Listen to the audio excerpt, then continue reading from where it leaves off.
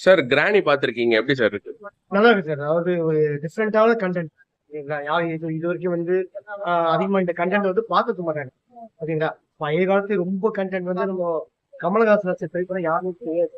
கன்னி வெட்டின்னு ஒரு படம். கரிமூர்த்தின்னு ஒரு சாத்தனர். அவங்களுக்கு வந்து கன்னி பெண்களுக்கு வந்து ரத்த பலி கொடுத்தாதான் கமலஹாசன் வந்து இளமையாவே இருப்பார். ஏன்னா இவர் கிட்டத்தட்ட ஒரு 130 வயசு உள்ளாரு. சோ அந்த மாதிரி திரைப்படத்தை வந்து நிறைய பேருக்கு தெரியாது. அந்த கண்டென்ட் வந்து இது புதுசா வந்து ஃபாலோ பண்ணியிருக்காங்க. நல்லா இருக்கு படம். சார் படத்துல என்ன மெயினா கொண்டு வந்திருக்காங்க?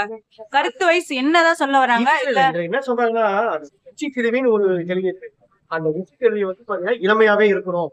நம்ம தோற்றம் இளமையாவே இருக்கணும்னு சொல்லிட்டு அதுக்கு வந்து பாத்தீங்கன்னா இந்த குழந்தைகளோட இதயம் இருக்கு பாத்தீங்களா, அந்த இதயத்தை வந்து எடுத்து வெட்டி இது பண்ணி அந்த ஒரு செடியை சொல்லியிருக்காங்க. ஏன்னா அந்த கிராமத்துல வந்து அது உண்மையிலேயே நடந்த சம்பவம் அது.